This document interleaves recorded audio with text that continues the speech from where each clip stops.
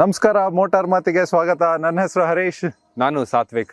ಇವತ್ತು ನಮ್ಮ ಜೊತೆಗಿರುವಂತ ಕಾರು ಭಾರತದಲ್ಲಿ ಅತ್ಯಂತ ಜನಪ್ರಿಯವಾದ ಕಾರು ಮಾರುತಿ ಸ್ವಿಫ್ಟ್.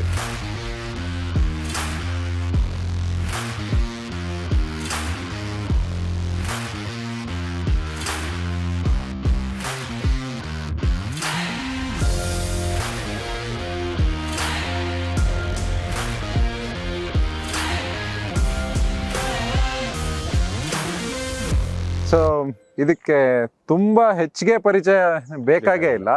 ಆದ್ರೂ ಇದು 4ನೇ ಜನರೇಷನ್ನ ಕಾರ್. ಇದು 2005ರಲ್ಲಿ ಮೊದಲ ಬಾರಿಗೆ ಮಾರುತಿ ಅವರು ಈ ಕಾರ್ನ ಭಾರತದಲ್ಲಿ ಪರಿಚಯ ಮಾಡಿದ್ರು. ಅದಾದ ನಂತರ ಈ 19-20 ವರ್ಷಗಳಲ್ಲಿ 30 ಲಕ್ಷಕ್ಕೂ ಹೆಚ್ಚು ಕಾರ್ಗಳು ಮಾರಾಟ ಆಗಿವೆ. ಬೇರೆ ಬೇರೆ ಎಂಜಿನ್ಸ್ ಬಂದ್ವು, ಡೀಸೆಲ್ ಬಂದ್ವು ಮೊದಲು, ಆಮೇಲೆ ಅದು ಪೆಟ್ರೋಲ್ ಮಾತ್ರ ಕಾರ್ ಆಗಿ ಬಂತು. ಈಗ ಅದರಲ್ಲೂ ಹೆಚ್ಚಿನ ಬದಲಾವಣೆಗಳೊಂದಿಗೆ ಈ 4th ಜನರೇಷನ್ ಬಂದಿದೆ. ಅದ್ರ ಬಗ್ಗೆ ಹೆಚ್ಚಿನ ವಿಮರ್ಶೆ ಮಾಡೋಣ ಇವತ್ತು. ಖಂಡಿತ. ಸೊ ಮೊದಲಿಗೆ ಡಿಸೈನ್, ಮಾರುತಿ ಸ್ವಿಫ್ಟ್ ಬಂದಾಗಿಂದನೂ ಒಂದು ಮೊದಲು ಸತಿ 2005ರಲ್ಲಿ ಪರಿಚಯ ಆದಾಗ ಕೂಡ ಅದು ಏನೋ ಒಂದು ನಾವು ಕಾಣದೇ ಇದ್ದಂತ ಒಂದು ಡಿಸೈನ್ ಲ್ಯಾಂಗ್ವೇಜ್ ನ ಅವರು ತಂದ್ರು. ಹೌದು, ಅದು ಒಂಥರ ಮಿನಿ ಕೂಪರ್ ಇನ್ಸ್ಪೈರ್ಡ್ ಅಂತ ಹೇಳ್ಬೋದು. ಇದು ಮಿನಿ ಕೂಪರ್ ಅಂತಾನೆ ಫಸ್ಟ್ ಬಂದಾಗ ಫೇಮಸ್ ಆಗಿದ್ದು.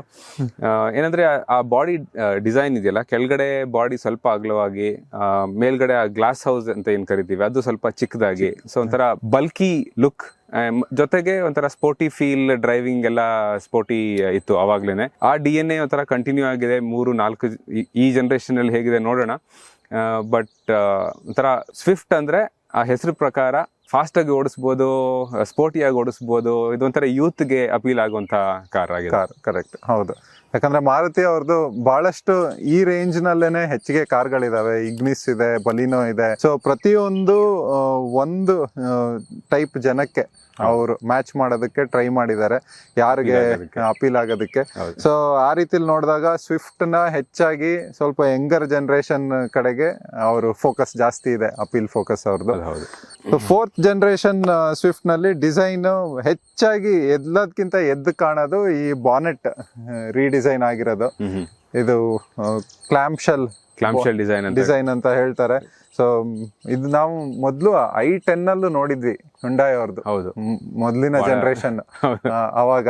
ಬಟ್ ಈಗ ಸ್ವಿಫ್ಟ್ ಅಲ್ಲೂ ಬಂದಿದೆ ಇದು. ಸೊ ಈ ಕ್ಲಾಂಪ್ ಶೆಲ್ ಬಾನೆಟ್ ಬಂದಿರೋದ್ರಿಂದ ಬಾನೆಟ್ ಸೈಜ್ ಸ್ವಲ್ಪ ಕಡಿಮೆ ಆಗಿದೆ, ಬಂಪರ್ ಸೈಜ್ ಸುಮಾರು ದೊಡ್ಡದಾಗಿದೆ. ಇವಾಗ ನೀವು ಲೋಗೋ ನೋಡ್ತೀರಾ, ಬಂಪರ್ ಮೇಲೆನೆ ದೊಡ್ಡದಾಗಿದೆ. ಹಾಗೇನೆ ಆ ಗ್ರಿಲ್ ಈ ಟಾಪ್ ಎಂಡ್ ವರ್ಷನ್ ಅಲ್ಲಿ ಅದು ಪಿಯಾನೋ ಬ್ಲ್ಯಾಕ್ ಫಿನಿಶ್ ಅಲ್ಲಿ ಕೊಟ್ಟಿದ್ದಾರೆ.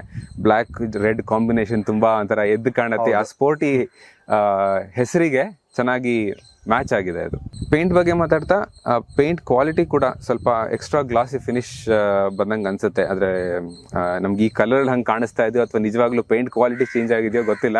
ಬಟ್ ಇದರಲ್ಲಿ ಎದ್ದು ಕಾಣಿಸ್ತಾ ಇದೆ. ಬಟ್ ಮಾರುತಿ ಅವ್ರ ಪ್ರಕಾರ ಏನೋ ಹೆಚ್ಚಿಗೆ ಚೇಂಜ್ ಮಾಡಿಲ್ಲ ಅವರು ಪೇಂಟ್ ಕ್ವಾಲಿಟಿ. ಬಟ್ ಆದ್ರೆ ಏನೋ ಚೆನ್ನಾಗಿ ಕಾಣ್ತಿದೆ ಇದು. ಇದು ಹೆಡ್ ಲ್ಯಾಂಪ್ಸ್ ಹೆಚ್ಚು ಕಮ್ಮಿ ಮುಂಚೆ ಇದ್ದಿದ್ದ ಶೇಪ್ ಏನೇ ಓವರ್ ಆಲ್. ಬಟ್ ಇವಾಗ ಒಳಗಡೆ ಫುಲ್ ಗ್ಲಾಸಿ ಬ್ಲ್ಯಾಕ್ ಫಿನಿಶ್ ಇದೆ. L shaped day time running light ಇದೆ. ಪ್ರೊಜೆಕ್ಟರ್ ಹೆಡ್ ಲ್ಯಾಂಪ್ ಕೊಟ್ಟಿದ್ದಾರೆ. ಬಟ್ ಉಳಿದಿದ್ದು ಈ ಇಂಡಿಕೇಟರ್ಸ್ ಆಗ್ಲಿ, ಫಾಗ್ ಲ್ಯಾಂಪ್ಸ್ ಆಗ್ಲಿ, ಅವೆಲ್ಲ ಹ್ಯಾಲೋಜನ್ ಬಲ್ಬ್ಸ್ ಇದೆ. ಮುಂದ್ಗಡೆ ಬೇರೆ ಏನು ಸೆನ್ಸರ್ಸ್ ಆಗ್ಲಿ, ಕ್ಯಾಮ್ರಾ ಆಗ್ಲಿ ಏನು ಬರೋದಿಲ್ಲ. ಎನಿವೆ ಕ್ಯಾಮ್ರಾ ಎಲ್ಲ ಏನು ಬೇಕಾಗೋದಿಲ್ಲ, ಒಂದು ಬಜೆಟ್ ಸೆಗ್ಮೆಂಟ್ಗೆ ಬರುತ್ತೆ. ಚಿಕ್ಕ ಕಾರ್ ಆದ್ರಿಂದ ನಾವು ಅಭ್ಯಾಸ ಆಗ್ಬಿಟ್ಟಿದೆ ನಮ್ಗೆ, ನಮ್ಮ ಟ್ರಾಫಿಕ್, ನಮ್ಮ ಜಾಗಗಳಲ್ಲಿ ಎಷ್ಟರ ಮಟ್ಟಿಗೆ ಅದನ್ನ ನಾವು ಮ್ಯಾನ್ಯೂವರ್ ಮಾಡ್ಬೋದು ಅನ್ನೋದು ಒಂದು ಐಡಿಯಾ ಬಂದ್ಬಿಟ್ಟಿದೆ. ಸೊ ಹಾಗಾಗಿ ಕಾಸ್ಟ್ ಫ್ಯಾಕ್ಟರ್ ಇಂದನೂ ಸಹ ಆ ತರದ್ದು ಟೆಕ್ನಾಲಜಿ ಇದ್ರಲ್ಲಿ ಏನೂ ಇಲ್ಲ. ಸ್ವಿಫ್ಟ್ ಒಂದು ಹೆಚ್ಚಿನ ಜನಪ್ರಿಯತೆ ಕಾಣೋದಕ್ಕೆ ಕಾರಣ ಅದರ ಡಿಸೈನ್ ಲ್ಯಾಂಗ್ವೇಜ್. ಹಾಗಾಗಿ 4th ಜನರೇಷನ್ ಅಲ್ಲಿ ಸಹ ಮಾರುತಿ ಅವರು ಪ್ರತಿಯೊಂದು ಶೀಟ್ ಮೆಟ್ಲು ಪ್ಯಾನಲ್ಸ್ ನ ಹೊಸದಾಗಿ ಮಾಡಿದ್ರು ಅದ್ರ ಜನಪ್ರಿಯತೆನ ಕಳ್ಕೊಬಾರ್ದು ಅಂತ ಹೇಳಿ ಅದ್ರದ್ದು ಸೇಮ್ ಕ್ಯಾರೆಕ್ಟರಿಸ್ಟಿಕ್ಸ್ ನ ಉಳಿಸ್ಕೊಂಡಿದ್ದಾರೆ. ಹೌದು. ಇವಾಗ ನೀವು 4th ಜನರೇಷನ್ ಆಗ್ಲಿ 3rd ಜನರೇಷನ್ ಆಗ್ಲಿ ರೋಡ್ ಮೇಲೆ ನೋಡಿದ್ರೆ ಅದು ಕನ್ಫ್ಯೂಷನ್ ಆಗಲ್ಲ, ಇದು ಬೇರೆ ಕಾರ್ ಇರ್ಬೋದು ಅಂತ ಅನ್ಸೋದೇ ಇಲ್ಲ. ಇದು ನೋಡಿದ ತಕ್ಷಣ ಗೊತ್ತಾಗೋಗುತ್ತೆ ಇದೇ ಸ್ವಿಫ್ಟ್ ಅಂತ, ಇದೇ ಹೊಸ ಸ್ವಿಫ್ಟ್ ಅಂತ. ಸೊ ಆ ಓವರ್ ಆಲ್ ಡಿಸೈನ್ ಯಾವುದೇ ಆಂಗಲ್ ಇಂದ ನೋಡಿ ಅದನ್ನ ರಿಟೈನ್ ಮಾಡ್ಕೊಂಡಿದ್ದಾರೆ. ಹೌದು. ಈ 4ನೇ ಜನರೇಷನ್ದು ಒಂದು ಮೇಜರ್ ಬದಲಾವಣೆ ಅಂದ್ರೆ ಎಂಜಿನ್. ಹೌದು, ಮಾರುತಿ ಅವರು 4 ಸಿಲಿಂಡರ್ ಎಂಜಿನ್ ನಿಂದ 3 ಸಿಲಿಂಡರ್ಗೆ ಬಂದಿದ್ದಾರೆ ಇವಾಗ. ಅದು ಮೋರ್ ಎಫಿಷಿಯನ್ಸಿ, ಕಮ್ಮಿ ವೆಯ್ಟ್, ಗಾಡಿದು ಮೈಲೇಜ್ ಜಾಸ್ತಿ ಆಗುತ್ತೆ. ಅದೇ ನೀವು ಹೇಳ್ದಾಗೆ ಮುಂಚೆ ಸೇಮ್ 1.2 ಲೀಟರ್ ಇತ್ತು, ಬಟ್ 4 ಸಿಲಿಂಡರ್ ಎಂಜಿನ್ ಇತ್ತು, ತುಂಬಾ ರಿಫೈನ್ಡ್ ಆಗಿತ್ತು. ಐ ಥಿಂಕ್ ಸ್ಪೋರ್ಟಿ ಕ್ಯಾರೆಕ್ಟರ್ಗೆ ಚೆನ್ನಾಗಿ ವರ್ಕ್ ಆಗ್ತಾ ಇತ್ತು. ಕೆ ಸಿರೀಸ್ ಮುಂಚೆ ಇದ್ದಿದ್ದು. ಹೌದು, ಇವಾಗ 1.3 ಲೀಟರ್ ಕಾಂಪ್ಯಾಕ್ಟ್ ಆಗಿದೆ, ಲೈಟ್ ವೇಟ್ ಆಗಿದೆ. So I think over all ಕಾರಲ್ಲಿ ಸುಮಾರು ವೆಯ್ಟ್ ಕಡಿಮೆ ಆಗಿದೆ, ನಿಮಗೆ ಮೈಲೇಜ್ ಇಂಪ್ರೂವ್ಮೆಂಟ್ ಇದೆ. ಬಟ್ ಏನಂದರೆ 3 ಸಿಲಿಂಡರ್ ಎಂಜಿನಲ್ಲಿ ಟಿಪಿಕಲಿ ಪ್ರಾಬ್ಲಮ್ಸ್ ಬರೋದು, ಪ್ರಾಬ್ಲಮ್ ಅಂತ ಅಲ್ಲ, ಬಟ್ ಅದ್ರದ್ದು ಕ್ಯಾರೆಕ್ಟರಿಸ್ಟಿಕ್ ಹೇಗೆ ಅಂದರೆ ಸ್ವಲ್ಪ ವೈಬ್ರೇಷನ್ ಜಾಸ್ತಿ ಇರುತ್ತೆ, ಸ್ವಲ್ಪ ನಾಯ್ಸ್ ಜಾಸ್ತಿ ಇರುತ್ತೆ. ಇದರಲ್ಲೂ ಹೊರಗಡೆ ಇಂದ ಕೇಳಿದಾಗ ವೈಬ್ರೇಷನ್ ಫೀಲ್ ಆಗುತ್ತೆ, ಆ ನಾಯ್ಸ್ ಫೀಲ್ ಆಗುತ್ತೆ. ಬಟ್ ಗಾಡಿ ಓಡಿಸುವಾಗ ಹೇಗೆ ಅನ್ಸುತ್ತೆ ನೋಡೋಣ. ನಂಬರ್ಸ್ ಪ್ರಕಾರ ನೋಡಿದ್ರೆ ಹೌದು, ಸ್ವಲ್ಪ detuned compared to previous generation. ಯಾಕಂದರೆ 80 BHP, 80.4 BHP, 111-112 newton metre torque ಇದೆ. ಕಡಿಮೆ ಆಗಿದೆ ನಂಬರ್ಸ್. ಟಾರ್ಕ್ ಅಷ್ಟೇ ಇದೆ ಅನ್ಸುತ್ತೆ. ಹಳೇದು ಕೂಡ 113-115 ಇತ್ತು ಟಾರ್ಕ್. ಅದೇ ಮೈನರ್ ರಿಡಕ್ಷನ್ ಓವರ್ ಆಲ್. ಗಾಡಿ ವೆಯ್ಟು ಕಡಿಮೆ ಆಗಿರೋದ್ರಿಂದ ಪರ್ಫಾರ್ಮೆನ್ಸ್ ಅಲ್ಲಿ ಏನು ವ್ಯತ್ಯಾಸ ಆಗಬಾರ್ದು ಐಡಿಯಲಿ. ಬಟ್ ನಾವು ಟ್ರೈ ಮಾಡಿ ನೋಡೋಣ. ಹೌದು, ಅದು ಯಾಕಂದ್ರೆ ಬೇರೆದು ಏನನ್ನು ಚೇಂಜಸ್ ಮಾಡಿಲ್ಲ ಮಾರುತಿ ಅವರು. ಕ್ಲಚ್, ಗೇರ್ ಬಾಕ್ಸ್ಗಳಾಗ್ಲಿ, AMT ಲಾಗ್ಲಿ, ಮ್ಯಾನ್ಯುಯಲ್ ಅಲ್ಲಾಗ್ಲಿ, ಗೇರ್ ಬಾಕ್ಸ್ ಅಲ್ಲಿ ಯಾವುದೇ ರೀತಿ ಟ್ಯೂನಿಂಗ್ ಚೇಂಜಸ್ ಏನು ಇಲ್ಲ. ಹಾಗೆ ಸೈಡ್ ಪ್ರೊಫೈಲಿಗೆ ಬಂದ್ರೆ ಓವರ್ ಆಲ್ ಪ್ರೊಫೈಲ್ ಏನು ಬಹಳ ವ್ಯತ್ಯಾಸ ಕಾಣಿಸೋದಿಲ್ಲ. ಅದೇ ಬಲ್ಜ್ಡ್ ಬಾಡಿ ಡಿಸೈನ್ ಮತ್ತೆ ಗ್ಲಾಸ್ ಹೌಸ್ ಮಧ್ಯ ಒಂದು ಇವಾಗ ಎದ್ದು ಕಾಣೋದು ಅಂದ್ರೆ ಆ ಶೋಲ್ಡರ್ ಲೈನ್ ಏನಾಗಿದೆ. ಆ ಕ್ಲಾಂಪ್ ಶೆಲ್ ಅಂತ ಮುಂದ್ಗಡೆ ಬಾನೆಟ್ ಮಾತಾಡಿದ್ವಿ, ಅದರಿಂದ ಶುರುವಾಗೋ ಆ shoulder line all the way ಹಿಂದ್ಗಡೆ ಟೈಲ್ ಲ್ಯಾಂಪ್ ವರೆಗೂ ಹೋಗುತ್ತೆ. ಅದೊಂಥರ ಎದ್ದು ಕಾಣುತ್ತೆ, ಒಂದು ಕ್ಯಾರೆಕ್ಟರ್ ಕೊಡುತ್ತೆ ಗಾಡಿಗೆ. ಅದಲ್ಲದೆ ಅಲಾಯ್ ವೀಲ್ ಡಿಸೈನ್ ಸ್ವಲ್ಪ ಚೇಂಜ್ ಆಗಿದೆ. ಇನ್ನು 15 ಇಂಚ್ ಅಲಾಯ್ ವೀಲ್ಸ್ ಏನೇ ಇರೋದು, ಆದ್ರೆ ಇವಾಗ ಡ್ಯೂಯಲ್ ಟೋನ್ ಫಿನಿಶ್ ಕೊಡ್ತಾರೆ. ಸೊ ಈ ಬ್ಲಾಕ್ ಅಂಡ್ ರೆಡ್ ಕಾಂಬಿನೇಷನ್ ಜೊತೆಗೆ ಅದು ಇನ್ನೂ ಚೆನ್ನಾಗಿ ಕಾಣುತ್ತೆ. ಹೌದು, ಆದ್ರೆ ಇದರಲ್ಲಿ ಗಾಡಿದು ಡೈಮೆನ್ಷನ್ಸ್ ಏನು ವ್ಯತ್ಯಾಸ ಆಗಿಲ್ಲ ಸೈಡ್ ಇಂದ ಸಹ. ಆ ಬಂಪರ್ ಸ್ವಲ್ಪ ರೀಡಿಸೈನ್ ಆಗಿರೋದ್ರಿಂದ ಇನ್ನೊಂದು ಕೆಲವು ಮಿಲಿಮೀಟರ್ ಸ್ವಲ್ಪ ಉದ್ದ ಆಗಿದೆ, ಬಟ್ ಅದು ಲೆಕ್ಕಕ್ಕೆ ಬರೋದಿಲ್ಲ. ಹೌದು, ವೀಲ್ ಬೇಸ್ ಆಗ್ಲಿ ಅಥವಾ ಓವರ್ ಆಲ್ ಕಾರ್ ಲೆಂತ್ ಆಗ್ಲಿ ತುಂಬಾನೇ ಏನು ಚೇಂಜಸ್ ಇಲ್ಲ. ಇನ್ನೊಂದು ಬದಲಾವಣೆ ಅಂದ್ರೆ ಹಿಂದ್ಗಡೆ ಡೋರ್ ಅಲ್ಲಿ ಫುಲ್ ಟೈಪ್ ಡೋರ್ ಹ್ಯಾಂಡಲ್ ಇವಾಗ ಸ್ಟ್ಯಾಂಡರ್ಡ್ ಇದು ವಾಪಸ್ ಬಂದಿದೆ. ಮುಂಚೆ ಇಲ್ಲಿ ಸೈಡ್ ಅಲ್ಲಿ ಇರ್ತಾ ಇತ್ತು, ಎಲ್ಲಿ ಡೋರ್ ಹ್ಯಾಂಡಲ್ ಎಲ್ಲಿದೆ ಅಂತಾನೆ ಗೊತ್ತಾಗ್ತಾ ಇರ್ಲಿಲ್ಲ. ಸೊ ಇಲ್ಲಿ ಗ್ಲಾಸ್ ಪಕ್ಕ ಇರ್ತಾ ಇತ್ತು, ಇವಾಗ ಸ್ಟ್ಯಾಂಡರ್ಡ್ ಪೊಸಿಷನ್ಗೆ ಕೆಳಗಡೆ ಬಂದಿದೆ. ಮತ್ತೆ ಈಗ ಸ್ವಿಫ್ಟ್ ಅಷ್ಟು ಸೇಲ್ ಆಗೋದ್ರಿಂದ ಅದರಲ್ಲಿ ಆಫ್ಟರ್ ಮಾರ್ಕೆಟ್ ಕೂಡ ತುಂಬಾ ಜಾಸ್ತಿನೇ ನಿಮ್ಗೆ ಆಕ್ಸೆಸರೀಸ್. ಅಂಡ್ ನನ್ಗನ್ಸತ್ತೆ ಇದಕ್ಕೆ ಡ್ರೈವ್ ಕಂಫರ್ಟ್ ಹೇಗಾಗತ್ತೆ ಗೊತ್ತಿಲ್ಲ, ಆದ್ರೆ 17 ಇಂಚ್ ಅಲಾಯ್ಸ್ ಹಾಕಿದ್ರೆ ಅಂದ್ರೆ ವೀಲ್ಸ್ ಸೈಜ್ಗೆ ಇನ್ಕ್ರೀಸ್ ಮಾಡ್ಕೊಂಡ್ರೆ ಅಪ್ಗ್ರೇಡ್, ಅವಾಗ ಗಾಡಿ ಇನ್ನೂ ಸಖತ್ತಾಗಿ ಕಾಣ್ಬೋದು ಅಂತ ಅನ್ಸತ್ತೆ. ಹೌದು, ಇನ್ನು ಕೆಲವು ದಿನಗಳಲ್ಲಿ ನೋಡ್ತೀರಾ ಯೂಟ್ಯೂಬ್ ಎಲ್ಲ ಬಂದ್ಬಿಡುತ್ತೆ. 16 ಇಂಚ್ ಅಂತೂ ಈಸಿಲಿ ಅಪ್ಗ್ರೇಡ್ ಮಾಡ್ಬೋದು. 17 ಇಂಚ್ ಗೊತ್ತಿಲ್ಲ, ಆದ್ರೆ ಮೋಸ್ಟ್ಲಿ ಅದು ಚೆನ್ನಾಗಿ ಕಾಣಿಸ್ಬೋದು. ಡ್ರೈವಬಿಲಿಟಿ ಹೆಂಗ್ ಅಫೆಕ್ಟ್ ಆಗುತ್ತೆ ಗೊತ್ತಿಲ್ಲ. ಸ್ವಿಫ್ಟ್ ಗೆ ಆಫ್ಟರ್ ಮಾರ್ಕೆಟ್ ಆಕ್ಸೆಸರೀಸ್ ಅಂತ ಹೇಳಿದ್ವಿ.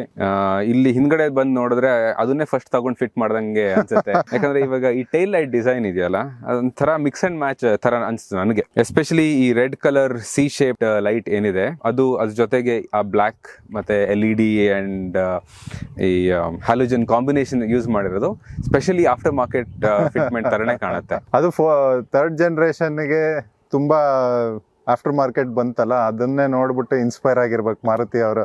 ಅದೇ ಚೆನ್ನಾಗಿ ಕಾಣ್ತಿದೆ ನಮ್ ಡಿಸೈನ್ ಗಿಂತ, ಯಾಕೆ ಸುಮ್ನೆ ತಲೆ ಕೆಡಿಸ್ಕೊಳೋದು, ಅದನ್ನೇ ತೆಗ್ದು ಹಾಕ್ಬಿಡೋಣ, ಸ್ವಲ್ಪ ಮಾಡಿಫೈ ಮಾಡ್ಬಿಟ್ಟು. ಅಂದ್ರೆ ಅದ್ರ ಬದಲು ಕ್ರಿಸ್ಟಲೈನ್ ಡಿಸೈನ್ ಯೂಸ್ ಮಾಡ್ಕೊಂಡಿದ್ರೆ ಇನ್ನು ಚೆನ್ನಾಗಿರೋದು. ಅಥವಾ ಅವರು ಇವಾಗ ಬಲಿನೋನಲ್ಲಿ ಯೂಸ್ ಮಾಡುವಂತದ್ದು 3 LED ಲೈಟ್ಸ್ ತರದ್ದು, ಆ ಡಿಸೈನ್ ಚೆನ್ನಾಗಿದೆ ಅದು. ಹೌದು, ಐ ಥಿಂಕ್ ಆ ಲ್ಯಾಂಗ್ವೇಜ್ ಇದ್ರಲ್ಲೂ ತಂದಿದ್ರೆ ಚೆನ್ನಾಗಿರೋದು. ಬಟ್ ನೋ ಕಂಪ್ಲೇಂಟ್ಸ್, ಚೆನ್ನಾಗೇ ಕಾಣತ್ತೆ ಇದನ್ನು. ಬಟ್ ಏನಂದ್ರೆ ಸ್ವಲ್ಪ ಆಫ್ಟರ್ ಮಾರ್ಕೆಟ್ ಅನ್ಸುತ್ತೆ ಅಷ್ಟೇ. Other than that I think ಹಿಂದ್ಗಡೆ ಅಗೇನ್ ಸ್ಟ್ಯಾಂಡರ್ಡ್ ಸ್ವಿಫ್ಟ್ ಅಂತ ಹೇಳ್ಬೋದು. ಆ ಬಲ್ಕಿ ಬ್ಯಾಕ್ ಡಿಸೈನ್, ಬಂಪರ್ ಸ್ವಲ್ಪ ಅಗಲವಾಗಿದೆ. ಸೊ ಇವಾಗ 2nd ಜನರೇಷನ್ ಸ್ವಿಫ್ಟ್ ನೋಡಿದ್ರೆ ಬಂಪರೇ ಒಳಗಡೆ ಇತ್ತು, ಇದು ಡೋರ್ ಹಿಂದ್ಗಡೆ ಇತ್ತು, ಹೊರಗಡೆ ಬಂದಿತ್ತು. ಸೊ ಅಂದ್ರೆ ಏನಾದ್ರು ಆಕ್ಸಿಡೆಂಟ್ ಆದಾಗ ಡ್ಯಾಮೇಜ್ ಆಗೋ ಚಾನ್ಸಸ್ ಜಾಸ್ತಿ. ಬಟ್ ಇದ್ರಲ್ಲಿ ಬಂಪರ್ ಚೆನ್ನಾಗಿ ಕೊಟ್ಟಿದ್ದಾರೆ, ಸೊ ವಿಚ್ ಇಸ್ ಗುಡ್. ಹೌದು, ರೇರ್ ವ್ಯೂ ಕ್ಯಾಮೆರಾ ಇಂಟಿಗ್ರೇಟ್ ಆಗಿದೆ. ಅದು top of the line model ಮಾತ್ರ ಬರೋದು. ಜೊತೆಗೆ 4 ರಿವರ್ಸ್ ಸೆನ್ಸರ್ಸ್ ಕೂಡ ಕೊಟ್ಟಿದ್ದಾರೆ. ಬಂಪರ್ ಡಿಸೈನ್ ನೋಡಿದ್ರೆ ಸ್ವಲ್ಪ ಸ್ಪೋರ್ಟಿ ಆಗಿದೆ. ಆಂಟೆನಾ ಒಂದು ಹಳೆ ಸ್ಟೈಲ್ ಆಂಟೆನಾ ಇದೆ, ಶಾರ್ಕ್ ಫಿನ್ ಆಂಟೆನಾ ಇನ್ನು ಕೊಟ್ಟಿಲ್ಲ. ಸ್ವಲ್ಪ ಉದ್ದ ಇದೆ, ಬಟ್ ತೊಂದರೆ ಇಲ್ಲ. ನೋಡೋಣ ಬೂಟ್ ಸ್ಪೇಸ್ ಅಲ್ಲಿ ಏನು ಚೇಂಜಸ್ ಇದೆ ಅಂತ ಹೇಳಿ. ಆಕ್ಚುಲಿ ನೋಡಿದ್ರೆ ಬಹಳ ಏನು ವ್ಯತ್ಯಾಸ ಇಲ್ಲ, ಸಾಕು. ನಂಬರ್ಸ್ ನೋಡಿದ್ರೆ ಒಂದು ಸ್ವಲ್ಪ ಕಡಿಮೆ ಆಗಿದೆ, ಬಟ್ ಪ್ರಾಕ್ಟಿಕಲ್ ಆಗಿದೆ. ಸ್ವಲ್ಪ ಬೂಟ್ ಲಿಪ್ ಸ್ವಲ್ಪ ಡೀಪ್ ಇದೆ. ಹೌದು. ಆದ್ರೂ ಒಂದ್ 3-4 ಜನದ ಲಗೇಜ್ ಹಾಕೊಂಡು ಹೋಗೋಕೆ ಏನು ತೊಂದರೆ ಇಲ್ಲ. ಈ ಸೈಜ್ ಕಾರ್ಗೆ ಇದಕ್ಕಿಂತ ಜಾಸ್ತಿ ನಾವು ಎಕ್ಸ್ಪೆಕ್ಟ್ ಮಾಡೋದಕ್ಕೂ ಆಗೋದಿಲ್ಲ. ಹಿಂದೆ ಸೀಟಲ್ಲಿ ನೋಡೋಣ. ಇದು ಡ್ರೈವರ್ ಸೀಟ್ ಇವಾಗ ಹರೀಶ್ ಅವರ ಪೊಸಿಷನ್ಗೆ ಸೆಟ್ ಆಗಿದೆ. ಅವ್ರ ಹೈಟು 6 ಅಡಿ 2 ಇಂಚು. ಸೊ ಅವ್ರ ಹಿಂದೆ ನನಗೆ ಕೂತ್ಕೊಳ್ಳೋಕ್ಕೆ ಜಾಸ್ತಿ ಜಾಗ ಇಲ್ಲ. ಇನ್ಫ್ಯಾಕ್ಟ್ ನೀ ರೂಮ್ ಅಂತೂ ಇಲ್ಲವೇ ಇಲ್ಲ. ಏನಂದ್ರೆ ಈ ಸೀಟ್ ಸ್ವಲ್ಪ ಸ್ಕೂಪ್ ಔಟ್ ಆಗಿರೋದಕ್ಕೆ ಒಳಗಡೆ ಹೋಗಿ ಕಾಲಿಟ್ಕೋಬಹುದು ಅಷ್ಟೆ. ಈಗ ನನ್ನ ಡ್ರೈವಿಂಗ್ ಪೊಸಿಷನ್ಗೆ ಸೀಟ್ನ ಸೆಟ್ ಮಾಡ್ತೀನಿ. ಈ ಪೊಸಿಷನಲ್ಲಿ ಸ್ವಲ್ಪ ನೀ ರೂಮ್ ಇದೆ, 1-2 ಇಂಚಷ್ಟು. ಇನ್ಫ್ಯಾಕ್ಟ್ ಸೀಟ್ ಕೆಳಗಡೆ ಕಾಲು ಇಟ್ಕೊಳ್ಳೋಕ್ಕೆ ಜಾಗ ಇದೆ. ಸೊ ಸ್ವಲ್ಪ ಕಾಲು ಸ್ಟ್ರೆಚ್ ಮಾಡ್ಕೋಬಹುದು. ಸೀಟ್ ಬೇಸ್ ಸಾಕು, ಅಂಡರ್ ಥೈ ಸಪೋರ್ಟ್ ಡೀಸೆಂಟ್ ಆಗಿದೆ. ಇಲ್ಲಿ 3 ಜನ ಕುತ್ಕೊಳ್ಳೋಕ್ಕೆ ಸೀಟ್ ಬೆಲ್ಟ್ ಇದೆ, ಬಟ್ ಅಗಲ 3 ಜನಕ್ಕೆ ಸಾಲದು. ಇಬ್ಬರಿಗೆ ಕಂಫರ್ಟಬಲ್ ಆಗಿದೆ. ಸೀಟು ಫ್ಲಾಟ್ ಆಗಿದೆ, ಇವನ್ ಬ್ಯಾಕ್ ರೆಸ್ಟ್ ಕೂಡ ಫ್ಲಾಟ್ ಆಗಿದೆ. ಆರ್ಮ್ ರೆಸ್ಟ್ ಏನೂ ಇಲ್ಲ ಇದರಲ್ಲಿ. ಹೆಡ್ ರೂಮ್ ಸಫಿಷಿಯಂಟ್ ಆಗಿದೆ. ಒಂದು 3-4 ಇಂಚ್ ಜಾಗ ಇದೆ ತಲೆ ಮೇಲೆ. ರೆಫರೆನ್ಸ್ಗೆ ನನ್ನ ಹೈಟು 5 ಅಡಿ 10 ಇಂಚು. ಹೆಡ್ ರೆಸ್ಟು ಇಬ್ಬರಿಗೆ ಮಾತ್ರ ಕೊಟ್ಟಿರೋದು, ಮಧ್ಯದಲ್ಲಿ ಇಲ್ಲ. ಅಡ್ಜಸ್ಟಬಲ್ ಇದೆ. ಸೊ ಒಂದು ಡಿಸೆಂಟ್ ಕಂಫರ್ಟಬಲ್ ಪೊಸಿಷನ್ಗೆ ಬರ್ಬೋದು. ಈ ಲೀನ್ ಆಂಗಲ್ ಕೂಡ ಕಂಫರ್ಟಬಲ್ ಆಗಿದೆ. ತೀರಾ ಲೀನ್ ಆಗೋ ಆಪ್ಷನ್ ಇಲ್ಲ.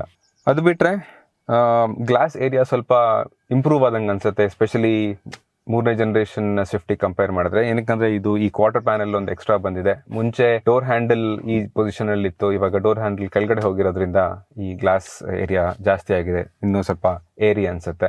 ಉಳಿದಂತೆ ಈ ಡೋರ್ ಅಲ್ಲಿ ಫುಲ್ ಬ್ಲ್ಯಾಕ್ ಫಿನಿಶ್ ಇದೆ. ಏನು ಸಾಫ್ಟ್ ಟಚ್ ಮೆಟೀರಿಯಲ್ಸ್ ಇಲ್ಲ.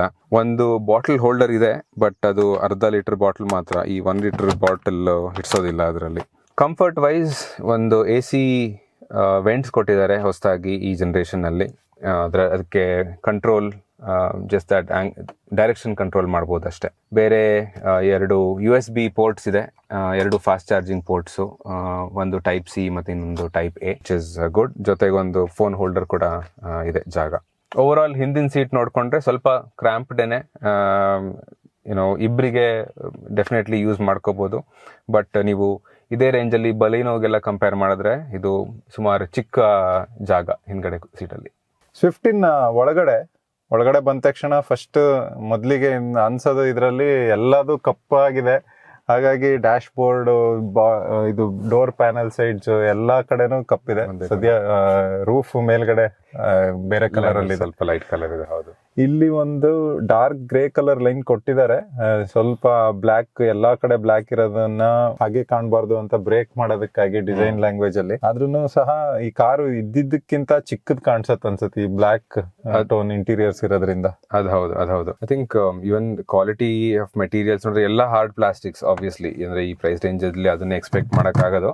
ಅದ್ರಲ್ಲಿ ಸ್ವಲ್ಪ ಪ್ಯಾಟರ್ನ್ ಡಿಫ್ರೆಂಟ್ ಇದೆ. ಫಾರ್ ಎಕ್ಸಾಂಪಲ್ ಈ AC ವೆಂಟ್ಸ್ ಹತ್ರ ಇರೋ ಈ ಪ್ಯಾನೆಲ್, ಅದ್ರ ಮೇಲೆ ಒಂಥರ ಡೈಮಂಡ್ ಪ್ಯಾಟರ್ನ್ ಫಿನಿಶ್ ಇದೆ. ಬಟ್ ಕಪ್ಪದೇ ಇರೋದ್ರಿಂದ ಅದು ಗೊತ್ತಾಗಲ್ಲ. ಹೌದು. ಫಾರ್ ಎಕ್ಸಾಂಪಲ್ ಇದನ್ನ ಸ್ವಲ್ಪ ಬೇರೆ ಕಲರ್ ಅಲ್ಲಿ ಮಾಡಿದ್ರೆ ಸ್ವಲ್ಪ ಎದ್ದು ಕಾಣೋದು ಇನ್ನು ಚೆನ್ನಾಗಿ. ಜೊತೆಗೆ AC ವೆಂಟ್ಸ್ ಆಗ್ಲಿ, ಇವನ್ AC ವೆಂಟ್ ಕಂಟ್ರೋಲ್ಸ್ ಎಲ್ಲ ಅದೇ ಬಣ್ಣ ಇರೋದ್ರಿಂದ ಒಂಥರ ಎಲ್ಲದೂ ಒಂದೇ ತರ ಕಾಣುತ್ತೆ. ಇನ್ನು ಡ್ರೈವರ್ ಸೀಟ್ ನಿಂದ ನೋಡಿದಾಗ ಸೀಟಿಂಗ್ ಪೊಸಿಷನ್ ಕಂಫರ್ಟಬಲ್ ಆಗಿದೆ. ಸೀಟು ಹೊರಗಡೆಯಿಂದ ನೋಡಿದಾಗ ಅಗ್ಲ ಅನ್ಸುತ್ತೆ, ಆದ್ರೆ ನಂತರ ಸ್ವಲ್ಪ ಅಗ್ಲಕ್ಕಿರೋರ್ಗೆ ಇದು ಅಡ್ಡ ಬರುತ್ತೆ ಬ್ಲೋಸ್ಟ್ರಿಂಗ್. ಸೊ ನನ್ನ ಸೈಜ್ಗೆ ಕಂಫರ್ಟಬಲ್ ಆಗಿದೆ ಸೀಟ್. ಇವನ್ ತೀರಾ ಹಾರ್ಡ್ ಇಲ್ಲ, ತೀರಾ ಸಾಫ್ಟ್ ಇಲ್ಲ. I think seat is good. ಹೌದು. ಸೊ ಇದು ಇಂಡಿಯನ್ ಅವ್ರಿಗೆ ಕರೆಕ್ಟ್ ಆಗಿ ಮಾಡಿದ್ದಾರೆ ಅನ್ಸುತ್ತೆ. ಇಂಡಿಯನ್ ಸೈಜ್ ಇಂಪಾರ್ಟೆಂಟ್ ನೋಡಿ. ಸೀಟ್ನ ಎತ್ತರನ ಅಡ್ಜಸ್ಟ್ ಮಾಡ್ಕೊಳೋದಕ್ಕೆ ಮ್ಯಾನ್ಯುಯಲ್ ಲೀವರ್ ಇದೆ. ಸೊ ಅದ್ರ ಪ್ರಕಾರ ಸೀಟ್ ಹೈಟ್ನ ಅಡ್ಜಸ್ಟ್ ಮಾಡ್ಕೊಬೋದು. ಇನ್ನ ಹೈಟ್ ಅಡ್ಜಸ್ಟ್ಮೆಂಟ್ ಮಾಡ್ಕೊಬೋದು ಇದ್ರದ್ದು ಸ್ಟೇರಿಂಗ್. ಹಾಗಾಗಿ ನಿಮ್ಮ ಹೈಟ್ ಯಾವುದೇ ರೀತಿ ಇಂಡಿಯನ್ ಆಗಲಿ ಇಂಪೋರ್ಟೆಡ್ ಆಗಲಿ ಹೈಟ್ ಅಡ್ಜಸ್ಟ್ಮೆಂಟ್ ಅಟ್ಲೀಸ್ಟ್ ಮಾಡಿಕೊಂಡು ನಿಮ್ಗೆ ಬೇಕಾದ ಡ್ರೈವಿಂಗ್ ಪೊಸಿಷನ್ನ ಪಡ್ಕೊಬೋದು. ಮತ್ತೆ ಉಳಿದಂತೆ ಇಲ್ಲೇನು ವಿಶೇಷ ಅಂತ ಏನಿಲ್ಲ. ಮಾಮೂಲಿ ಡೋರ್ ಓಪನಿಂಗ್ ಬಟನ್ಸ್, ಅನ್ಲಾಕ್, ಈ ಸೈಡ್ ಮಿರರ್ಸ್ ಅಡ್ಜಸ್ಟ್ ಮಾಡೋ ವಿಂಡೋ ಕಂಟ್ರೋಲ್ಸ್ ಅಂತೂ ಒಂದು 50 ವರ್ಷದಿಂದಾನೇ ಇದನ್ನೇ ಉಪಯೋಗಿಸ್ದಂಗಿದೆ ಅವರು. ಬಾಟಲ್ ಇಡೋದಕ್ಕೆ ಡೋರ್ ನಲ್ಲಿ ಪಾಕೆಟ್ ಇದೆ. ಸೊ 1 ಲೀಟರ್ ಬಾಟಲ್ ಇಲ್ಲಿ ಇಡ್ಬೋದು. ಹಿಂದೆಗಡೆ ಇಲ್ಲ, ಇಲ್ಲಿ ಇಡ್ಬೋದು. ಮತ್ತೆ ಸ್ಟಾರ್ಟ್ ಸ್ಟಾಪ್ ಬಟನ್, ಇನ್ನೇನು ಹೆಚ್ಚಿನ ವಿಶೇಷತೆ ಇಲ್ಲ. ನನಗೆ ಇನ್ಸ್ಟ್ರೂಮೆಂಟ್ ಪ್ಯಾನೆಲ್ ಇಷ್ಟ ಆಯ್ತು, ಎಸ್ಪೆಷಲಿ ಆ ಫಾಂಟ್ ಆಗ್ಲಿ, ಆ needle sharp red colour backlit needle ಇದೆ, ಜೊತೆಗೆ ಡೈಮಂಡ್ ಶೇಪ್ ಡಿಸೈನ್ ಏನಿದೆ ಒಂಥರ ಡಿಫ್ರೆಂಟ್ ಆಗಿದೆ, ಚೆನ್ನಾಗಿ ಕಾಣುತ್ತೆ. ಹೌದು ಹೌದು. ಅಂಡ್ ಸ್ಮಾಲ್ ಡಿಸ್ಪ್ಲೇ ಕೂಡ I think quality is good. ಹೌದು, ಸಾಕು. ಅಂದ್ರೆ ಪೂರ್ಣ ಡಿಜಿಟಲ್ ಡಿಸ್ಪ್ಲೇ ಇಲ್ಲ, ಆದ್ರೆ ಅದು ಇಲ್ಲ ಅನ್ನೋದೇನೋ ಮಿಸ್ ಆಗ್ತಿಲ್ಲ. ಯಾಕಂದ್ರೆ ಈ ಡಿಸೈನ್ ಕೂಡ ತುಂಬಾನೇ ಚೆನ್ನಾಗಿದೆ ನೀವು ಹೇಳಿದಾಗೇನೆ. ಮತ್ತೆ ಸ್ಟೇರಿಂಗ್ ನಲ್ಲಿ volume control buttons, voice recognition, phone connections, ಈ ಕಡೆ ಸೈಡ್ ನಲ್ಲಿ ಕ್ರೂಸ್ ಕಂಟ್ರೋಲ್ ಕೊಟ್ಟಿದ್ದಾರೆ. ಅದ್ ಬಿಟ್ರೆ ಇನ್ನೇನು ಜಾಸ್ತಿ ವಿಶೇಷತೆ ಇಲ್ಲ. ಫ್ಲಾಟ್ ಬಾಟಮ್, ಈಗಿನ ಡಿಸೈನ್ ಲ್ಯಾಂಗ್ವೇಜ್, ಸ್ವಲ್ಪ ಸ್ಪೋರ್ಟಿ ಫೀಲ್ ಕೊಡೋದಕ್ಕೆ, ಜೊತೆಗೆ ಒಂದು ಪಿಯಾನೋ ಬ್ಲಾಕ್ ಇನ್ಸರ್ಟ್ ಇದೆ. ಹೌದು, ಸ್ವಲ್ಪ ತೆಳುಗ್ ಅನಿಸ್ತು, ಅಂದ್ರೆ ಸ್ಲಿಮ್ ಆಗಿರೋ ಸ್ಲಿಮ್ ಆಗಿದೆ, ಆ ಚಂಕಿ ಫೀಲ್ ಕೊಡೋದಿಲ್ಲ. ಹೌದು, ಏನಂದ್ರೆ ಈ ಪಿಯಾನೋ ಬ್ಲಾಕ್ ತುಂಬಾ ಜಾಸ್ತಿ ಕಡೆ ಇಲ್ಲ, ಆದ್ರೂ ಫಿಂಗರ್ ಪ್ರಿಂಟ್ ತುಂಬಾನೇ ಆಗತ್ತೆ ಇದ್ರ ಮೇಲೆ, ಒರ್ಸ್ಕೊಂತಾನೆ ಇರ್ಬೇಕು. ಸೆಂಟ್ರಲ್ ಕನ್ಸೋಲ್ ನಲ್ಲಿ ಎದ್ದು ಕಾಣೋದು ಈ 9 ಇಂಚ್ ಡಿಸ್ಪ್ಲೇ, ಆದ್ರೆ ಟಚ್ ಸ್ಕ್ರೀನ್ ಡಿಸ್ಪ್ಲೇ, ಆದ್ರೆ ಇದು ಸೈಡ್ ಬೀಸಲ್ಸ್ ಏನೇ ತುಂಬಾ ಜಾಸ್ತಿ ಇದೆ. ಹೌಸಿಂಗ್ ತುಂಬಾ ದೊಡ್ಡದಿದೆ. ಐ ಥಿಂಕ್ ಇದು 9 ಇಂಚಿನ ಸ್ಕ್ರೀನ್ ಪರವಾಗಿಲ್ಲ. ಇವಾಗ ಲೋವರ್ ಎಂಡ್ ಹೋದ್ರೆ 7 ಇಂಚ್ ಸ್ಕ್ರೀನ್ ಇನ್ನೂ ದೊಡ್ಡದಾಗಿ ಕಾಣುತ್ತೆ ಆ ಬಿಸಲ್ಸ್ ಹೌಸಿಂಗ್. ಹೌದು, ಅದನ್ನ ಚಿಕ್ಕದ್ ಮಾಡ್ಬೋದಾಗಿತ್ತು. ಒಂಥರ ಇದು ಅಗೇನ್ ಆಫ್ಟರ್ ಮಾರ್ಕೆಟ್ ಫೀಲ್ ಕೊಡತ್ತೆ. ತುಂಬಾ ಐ ಥಿಂಕ್ ಡ್ರೈವ್ ಮಾಡುವಾಗ್ಲೂ ಅಡ್ಡ ಬರೋದಿಲ್ಲ, ಬಟ್ ನೀವು ಅದ್ರ ಹಿಂದೆ ಇಟ್ಟಿರೋ ಆ ಗಣೇಶ ಮೂರ್ತಿನೇ ಕಾಣೋದಿಲ್ಲ ಅನ್ಸುತ್ತೆ ನೀವು ಕುತ್ಕೊಂಡಿರೋ ಪೊಸಿಷನ್ ಇಂದ. ತುಂಬಾ ಎತ್ತರಕ್ಕೂ ಬರುತ್ತೆ, ಅಗ್ಲಕ್ಕೂ ಇದೆ, ಬಟ್ ಸ್ಕ್ರೀನ್ ಚಿಕ್ಕಕ್ಕಿದೆ, ಇನ್ನು ಕಾಂಪ್ಯಾಕ್ಟ್ ಮಾಡ್ಬೋದಾಗಿತ್ತು ಅದು. ಹೌದು, I think AC unit standard Maruti AC unit ನಿಮ್ಗೆ ಬಲೆನೋಲ್ ಆಗ್ಲಿ, ಫ್ರಾಂಕ್ಸ್ ಆಗ್ಲಿ, ಎಲ್ಲದ್ರಲ್ಲೂ ಇದೆ ಕಾಣೋದು. ಇಟ್ಸ್ ಗುಡ್, ಅಂದ್ರೆ ಕಂಪ್ಲೇನ್ ಏನು ಇಲ್ಲ. ಅದು ಪಿಯಾನೋ ಬ್ಲಾಕ್ ಫಿನಿಶ್ ಅಲ್ಲಿ ಇದೆ, ಬಟನ್ಸ್ ಚೆನ್ನಾಗಿದೆ, ಕ್ಲಿಕ್ಕಿ ಆಗಿದೆ, ಜೊತೆಗೆ ಎಲ್ಲದಕ್ಕೂ ಬಟನ್ಸ್ ಇದೆ, ಆನ್ ಆಫ್ ಅಡ್ಜಸ್ಟ್ಮೆಂಟ್ಸ್ಗೆಲ್ಲ. ಸೊ ಇಲ್ಲಿ ನಿಮ್ಮ ಫೋನ್ಗಳಿಗೆ, ಎಲೆಕ್ಟ್ರಾನಿಕ್ ಡಿವೈಸಸ್ಗಳು ಉಪಯೋಗಿಸ್ಕೊಳೋದಕ್ಕೆ ಸ್ಟ್ಯಾಂಡರ್ಡ್ ಪೋರ್ಟ್ಸ್ ಇದಾವೆ. USB ಒಂದು 12 ವೋಲ್ಟ್ ಚಾರ್ಜಿಂಗ್ ಸಾಕೆಟ್, ಅದಲ್ಲದೆ ನಿಮ್ಮ ಫೋನ್ನ ಚಾರ್ಜ್ ಮಾಡ್ಕೊಳೋದಕ್ಕೆ ವೈರ್ಲೆಸ್ ಚಾರ್ಜಿಂಗ್ ಪ್ಯಾಡ್ ಕೂಡ ಇದೆ. ಮತ್ತೆ ಕಪ್ ಹೋಲ್ಡರ್ಸ್ ಅಂಡ್ ಮಾಮೂಲಿ ಇನ್ನೇನು ವಿಶೇಷತೆ ಇಲ್ಲ. ಹ್ಯಾಂಡ್ ರೆಸ್ಟ್ ಇಲ್ಲ ಇಲ್ಲಿ, ಅದೇ ವಿಶೇಷತೆ. ಇಲ್ಲ, ಅದೇ ಈ ಸೆಗ್ಮೆಂಟ್ ಅಲ್ಲಿ ಅದು ಸ್ಟ್ಯಾಂಡರ್ಡ್. ಆಮ್ರೆಸ್ಟ್ ಏನು ಬರೋದಿಲ್ಲ. ಇಲ್ಲೊಂದು ನಿಮ್ ಫೋನ್ ಅಥವಾ ಒಂದು ವಾಲೆಟ್ ಇಟ್ಕೊಳ್ಳುವಂತ ಜಾಗ ಇದೆ ಹ್ಯಾಂಡ್ ಬ್ರೇಕ್ ಕೆಳಗಡೆ. ಹೌದು, ಇನ್ನ ಗೇರ್ ಲಿವರ್ ಮತ್ತೆ ಯಾವ್ದ್ರಲ್ಲೂ ಯಾವುದೇ ತರದ ಡಿಸೈನ್ ಲ್ಯಾಂಗ್ವೇಜಸ್ ಚೇಂಜಸ್ ಆಗ್ಲಿ ಅಥವಾ ಏನೋ ಪ್ರೀಮಿಯಂನೆಸ್ ಆಗ್ಲಿ ಆ ತರದ್ದೇನೋ ಇಲ್ಲ. ಥಿಂಕ್ ಟಚ್ ಸ್ಕ್ರೀನ್ ಬಗ್ಗೆ ಸ್ವಲ್ಪ ಹೆಚ್ಚು ವಿವರಣೆ ಕೊಡ್ತಾ, ಇದು Android auto, Apple CarPlay included ಇದೆ. I think touch screen quality ಚೆನ್ನಾಗಿದೆ, video quality, even display resolution ಆಗಲಿ ಅಥವಾ ಟಚ್ ಸೆನ್ಸಿಟಿವಿಟಿ ಆಗಲಿ ಚೆನ್ನಾಗಿದೆ. ಆಡಿಯೋ ಕ್ವಾಲಿಟಿ ಬಗ್ಗೆ ಮಾತಾಡೋದಾದ್ರೆ ಸೆಗ್ಮೆಂಟ್ ಸ್ಟ್ಯಾಂಡರ್ಡ್ ಇದರಲ್ಲಿ ಟಿಯಾಗೋ ಅಂತ ಹೇಳ್ಬೋದು. ಅದರದ್ದು ಸೌಂಡ್ ಸಿಸ್ಟಮ್ ತುಂಬಾ ಚೆನ್ನಾಗಿದೆ. ಅದರಷ್ಟು ಚೆನ್ನಾಗಿಲ್ಲ, but it's a decent audio quality. Bass ಚೆನ್ನಾಗಿ ಬರುತ್ತೆ. The mid range is okay, but for a 6 speaker audio system it is a decent quality, especially ಈ ಪ್ರೈಸ್ ರೇಂಜ್ ಅಲ್ಲಿ. ಮಿರರ್ ಆಟೋ ಡಿಮ್ಮಿಂಗ್ IRVM ಇಲ್ಲ, so manual ಮಾಡ್ಕೊಬೇಕು. Practicality ಬಗ್ಗೆ ಮಾತಾಡಿದ್ರೆ ನೀವು ಆಗಲೇ ಹೇಳಿದ್ರಿ, ಮೊಬೈಲ್ ಇಡಕ್ಕೆ ಜಾಗ ಇದೆ, ಕಪ್ ಹೋಲ್ಡರ್ಸ್ ಇದೆ ಅಂತೆಲ್ಲ. ಬಟ್ ಅದು ಬಿಟ್ಟರೆ ಗ್ಲವ್ ಬಾಕ್ಸ್ ಸ್ವಲ್ಪ ಚಿಕ್ಕದೇನೆ, ಏನು ಜಾಸ್ತಿ ಇಡೋಕ್ಕಾಗಲ್ಲ. ಅಪಾರ್ಟ್ ಫ್ರಮ್ ನಿಮ್ಮ ಮ್ಯಾನ್ಯುಯಲ್ಲು, ಮೇ ಬಿ ಒಂದು ಅರ್ಧ ಲೀಟರ್ ಬಾಟ್ಲ್ ಇಡ್ಬೋದು ಅಷ್ಟೇ. ಡ್ರೈವ್ ಹೋಗೋಣ. ಇದರಲ್ಲಿ ಹೈಟ್ ಅಡ್ಜಸ್ಟೇಬಲ್ ಸೀಟ್ ಬೆಲ್ಟ್ಸ್ ಏನೂ ಇಲ್ಲ, so fixed position. I think visibility ಚೆನ್ನಾಗಿದೆ ಅಲ್ಲ. ಹೌದು, ಮುಂದ್ಗಡೆ ಬಾನೆಟ್ ಏನು ಕಾಣಲ್ಲ ಆಬ್ವಿಯಸ್ಲಿ, ಬಟ್ ಗ್ಲಾಸ್ ಏರಿಯಾ ಆಗಲಿ, ಮಿರರ್ಸ್ ಸೈಜ್ ಆಗಲಿ, ಇವನ್ IRVM ಕೂಡ ವಿಸಿಬಿಲಿಟಿ ಚೆನ್ನಾಗಿದೆ. ಇಂಜಿನ್ ಓಡಿಸೋದಕ್ಕೆ ಮೊದಲಿನ ಇಂಜಿನ್ ಕಂಪೇರ್ ಮಾಡಿದ್ರೆ ಇದರಲ್ಲಿ ತುಂಬಾ ಪವರ್ ಲಾಸ್ ಇದೆ ಅಂತೇನೋ ಅನ್ಸೋದಿಲ್ಲ. ಸಿಟಿ ಯೂಸೇಜ್ಗೆ ಬೇಕಾಗುವಷ್ಟು ಆರಾಮಾಗಿ ಮೂವ್ ಆಗುತ್ತೆ ಗಾಡಿ. ಪಿಕಪ್ ಇದೆ, ಗೇರ್ ಸ್ಲಾಟಿಂಗ್ ಚೆನ್ನಾಗಿದೆ, ಪಿಕಪ್ ಬೇಕಂದಾಗ ಅವೈಲೇಬಲ್ ಇದೆ. ಏನಂದ್ರೆ 5 ಜನ ಕೂತಾಗ ಅಥವಾ 4 ಜನ ಕೂತಾಗ ಹೇಗೆ ವರ್ಕ್ ಆಗತ್ತೆ ಅನ್ನೋದನ್ನ ನೋಡ್ಬೇಕು. ಆದ್ರೆ ನಾವೀಗ ಇಬ್ರು ಕುತ್ಕೊಂಡು ಓಡಿಸ್ತಿರ್ಬೇಕಾದ್ರೆ ಪವರಲ್ಲಿ ಹೆಚ್ಚಿಗೆ ಏನು ಲಾಸ್ ಇದೆ ಅನ್ನೋ ತರ ಅನಿಸ್ತಿಲ್ಲ, ಚಿಕ್ಕ ಎಂಜಿನ್ ಆದ್ರಿಂದ. ಸೌಂಡ್ ಇದೆ, ನಾಯ್ಸ್ ಇನ್ಸುಲೇಷನ್ ಈ ಗಾಡಿನಲ್ಲಿ ಮೊದಲಿನ ಗಾಡಿಗಿಂತ ಚೆನ್ನಾಗೇ ಇದ್ರೂ ಆದ್ರೂ ಕೂಡ ಆ ಎಂಜಿನ್ದು ನಾಯ್ಸ್ ಬರುತ್ತೆ. ಕೇಳಿಸುತ್ತೆ. ಹೌದು, ಒಂಥರ ಭೂಮಿ ಸೌಂಡ್. ಹೌದು. ಸೊ ಹೆಚ್ಚಿಗೆ ರೇವ್ ಮಾಡಿದಷ್ಟು ಈ ಗಾಡಿ ಚೆನ್ನಾಗಿ ಅನ್ಸುತ್ತೆ ಓಡಿಸೋದಕ್ಕೆ. ಸೆಕೆಂಡ್ ಗೇರ್ ನಲ್ಲಿ, ಥರ್ಡ್ ಗೇರ್ ನಲ್ಲಿ 4000 5000 RPM ಹತ್ರ ತಗೊಂಡು ಹೋದಾಗ ಗಾಡಿ ಎಂಜಿನ್ ನಾಯ್ಸ್ ಕೂಡ ಬೇರೆ ರೀತಿ ಚೇಂಜ್ ಆಗ್ತಿದೆ ಸೌಂಡ್. ಕಮ್ಮಿ RPM ಅಲ್ಲಿ ಇದ್ರೂ ಕೂಡ ಸಿಟಿ ಟ್ರಾಫಿಕ್ ನಲ್ಲಿ ನಿಲ್ಸಿ ಹೋಗ್ತಾ ಇರ್ಬೇಕಾದ್ರೆ ಆರಾಮಾಗಿ ಹೋಗ್ಬೋದು. Sufficient torque. ಹೌದು, 500 RPM ಬಂದ್ರು ಅಲ್ಲೂ ಕೂಡ ಆರಾಮಾಗಿ ಹೋಗ್ತಾ ಇದೆ ಗಾಡಿ. ಬ್ರೇಕ್ ಫೀಲ್ ಹೇಗೆ ಅನ್ಸುತ್ತೆ? ಬ್ರೇಕ್ ಓಕೆ ಇದೆ ಇದರಲ್ಲಿ. ಏನು ತುಂಬಾ ಕಾನ್ಫಿಡೆನ್ಸ್ ಬರೋ ತರದ್ದು ಏನು ಇಲ್ಲ. ಹೌದು, ಇದರಲ್ಲಿ ಫ್ರಂಟ್ ಡಿಸ್ಕ್ಸ್ ಬರುತ್ತೆ, ರೇರ್ ಡ್ರಮ್ಸ್ ಇದೆ. ಹೌದಾ, ಅದೇ ನಿಮ್ಗೆ ತುಂಬಾ ಫಾಸ್ಟ್ ಹೋಗಿ ನಾನು ಅಕ್ಯುರೇಟ್ ಆಗಿ ಬ್ರೇಕ್ ಮಾಡ್ತೀನಿ, ಬೇಕಂದಲ್ಲಿ ನಿಲ್ಲತ್ತೆ ಅನ್ನೋ ತರದ್ದು ಭರವಸೆ ಎಲ್ಲ ಇಟ್ಕೊಳೋದು ಬೇಡ ಅನ್ಸುತ್ತೆ. ಯಾಕಂದ್ರೆ ಅಷ್ಟು ಪವರ್ಫುಲ್ ಬ್ರೇಕ್ಸ್ ಏನಲ್ಲ ಇದು. ಆದ್ರೆ ಸಿಟಿನಲ್ಲಿ ಸಾಕು, ಬೇಕಾದಷ್ಟಾಯ್ತು. ಅಂಡ್ ಹೈವೇನಲ್ಲೂ ಕೂಡ ಒಂದು ಲಿಮಿಟ್ ಅಲ್ಲಿ ಇದ್ದಾಗ, ಮತ್ತೆ ಅದೇ ಸೇಫ್ಟಿ ಅನ್ನೋದು ನಾವು ಎಷ್ಟು ಸೇಫ್ ಆಗಿ ಓಡಿಸ್ತೀವಿ ಅನ್ನೋದ್ರ ಮೇಲೆ, ಗಾಡಿ ಎಷ್ಟ್ರ ಮಟ್ಟಿಗೆ ತಗೊಳತ್ತೆ ಅನ್ನೋದು ಯಾವಾಗ್ಲೂ ಅದೊಂದು ಮಷೀನ್ ಕ್ವಶನ್ ಮಾರ್ಕೇನೆ. ಪಿಕಪ್ ಬಗ್ಗೆ ಮಾತಾಡಿದ್ವಿ, ಹ್ಯಾಂಡ್ಲಿಂಗ್ ಬಗ್ಗೆ ಮಾತಾಡೋಣ. ಹ್ಯಾಂಡ್ಲಿಂಗು, ಸ್ಟೇರಿಂಗು ಹಳೆ ವರ್ಷನ್ಗಿಂತ ಇದು ಇಂಪ್ರೂವ್ಮೆಂಟ್ ಚೆನ್ನಾಗಿದೆ. ನಾವು ಅನ್ಕೊಂಡ್ ಕಡೆಗೆ ಹೋಗುತ್ತೆ ಸ್ಟೇರ್ ಮಾಡಿದಾಗ. ಲೈಟ್ ಆಗಿದೆ ಸ್ಟಿಯರಿಂಗು, ಸಿಟಿನಲ್ಲಿ ಓಡ್ಸಕ್ಕೆ ತುಂಬಾ ಆರಾಮಾಗಿದೆ. ಫೀಡ್ಬ್ಯಾಕ್ ಓಕೆ ಇದೆ, ಬೆಟರ್ ಆಗಿದೆ. ಹೇಗೆ ಸ್ಪೋರ್ಟಿ ಕಡೆಗೆ ಯೋಚನೆ ಮಾಡ್ತಿದಾರೋ ಆ ಕಡೆಗೆ ಇನ್ನೂ ಆಗಿದೆ ಸ್ಟೇರಿಂಗ್ ಫೀಡ್ಬ್ಯಾಕ್. ಸ್ಪೀಡ್ ಜಾಸ್ತಿ ಆದಂತೆ ಹೇಗೆ ಸಿಟಿ ಒಳಗಡೆ ಲೈಟ್ ಇಂಪಾರ್ಟೆಂಟೋ, ಹಾಗೇನೆ ಹೈವೇನಲ್ಲಿ ಸ್ಪೀಡ್ ಜಾಸ್ತಿ ಆದಾಗ ಸ್ವಲ್ಪ ಸ್ಟಿಯರಿಂಗ್ ವೆಯ್ಟ್ ಇಂಪ್ರೂವ್ ಆಗೋದು, ಅದ್ರ ಫೀಡ್ಬ್ಯಾಕ್ ಬೇರೆ ರೀತಿ ಚೇಂಜ್ ಆಗುತ್ತೆ. ಅದು ಕೂಡ ಇದ್ರಲ್ಲಿ ಚೆನ್ನಾಗಿ ಆಗಿದೆ. ಈಗ ಹೈವೇನಲ್ಲಿ ಕೂಡ ಕಾನ್ಫಿಡೆನ್ಸ್ ಬರುತ್ತೆ ಈ ಗಾಡಿನ ಓಡಿಸೋದಕ್ಕೆ. ಹೈವೇನಲ್ಲಾಗ್ಲಿ, ಈವನ್ ಸ್ವಲ್ಪ ಕರ್ವ್ಸ್ ಇರೋ ರೋಡ್ಗಳಲ್ಲಾಗುತ್ತೆ, ಸ್ಟಿಯರಿಂಗ್ ಅಕ್ಯುರಸಿ, ವೆಯ್ಟ್ ಅದೆಲ್ಲ ತುಂಬಾ ಇಂಪಾರ್ಟೆಂಟ್ ಆಗುತ್ತೆ. ಹೌದು, ತಳ್ಬೋದು ಕಾರ್ನ ನೀವು ಟರ್ನಿಂಗ್ಸ್ ಅಲ್ಲಿ ಇನ್ನೊಂದ್ ಸ್ವಲ್ಪ ಪುಷ್ ಮಾಡಿ ಮಜಾ ತಗೊಬಹುದು. ಸೊ ಅಷ್ಟ್ರ ಮಟ್ಟಿಗೆ ಸ್ಟೇರಿಂಗ್ ನಿಮ್ಗೆ ಒಳ್ಳೆ ಫೀಡ್ಬ್ಯಾಕ್ ಕೊಡುತ್ತೆ. ಸೊ ಇವನ್ ಕರ್ವ್ಸ್ ಅಲ್ಲಿ ನಾವು ಡ್ರೈವ್ ಮಾಡುವಾಗ ಬಾಡಿ ರೋಲ್ ಅಷ್ಟೊಂದೇನು ಫೀಲ್ ಆಗೋದಿಲ್ಲ. I think the design is such, ಥರ ಸ್ಕ್ವಾಟ್ ಸ್ಟ್ಯಾನ್ಸ್ ಇದೆ.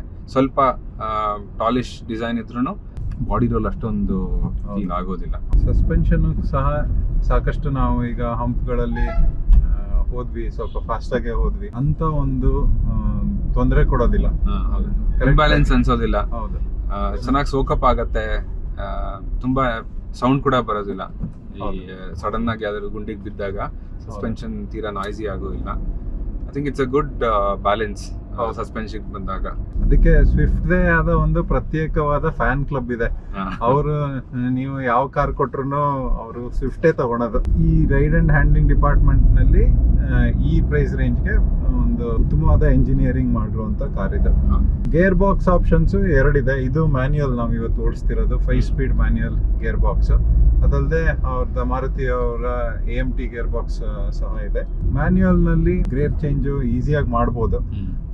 ತುಂಬಾ ಹಾರ್ಡ್ ಕ್ಲಚ್ ಆ ಥರ ಏನೂ ಇಲ್ಲ, ಸ್ಮೂತ್ ಆಗಿದೆ.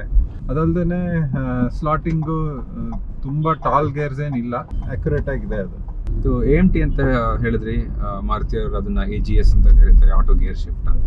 AMT ನಲ್ಲಿ probably the best is Maruti's AMT. ಯಾಕಂದ್ರೆ ಇವಾಗ ಹ್ಯುಂಡೈನವರು ಕೊಟ್ಟಿದ್ದಾರೆ, ಇವಾಗ ಟಾಟಾದವ್ರದ್ದು AMT ಗೇರ್ ಬಾಕ್ಸ್ ಇದೆ. ಅದಕ್ಕೆಲ್ಲ ಕಂಪೇರ್ ಮಾಡಿದ್ರೆ ಈ AGS ಸಿಸ್ಟಮ್ ಏನಿದೆ much more accurate and faster.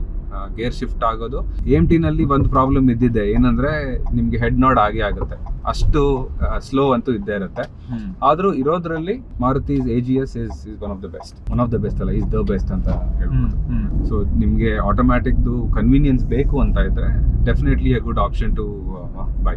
ಕೊನೆಯದಾಗಿ ಸ್ವಿಫ್ಟ್ ನ ಪಾಸಿಟಿವ್ಸ್, ನೆಗೆಟಿವ್ಸ್ ಬಗ್ಗೆ ಮಾತಾಡೋಣ. ಪಾಸಿಟಿವ್ಸ್ ಮೊದಲಿಗೆ ಇದ್ರ ಡಿಸೈನ್, ಆ ಮೊದಲಿನ ಡಿಸೈನ್ ನ ಇನ್ನೂ ಉತ್ತಮ ಮಾಡಿದ್ದಾರೆ.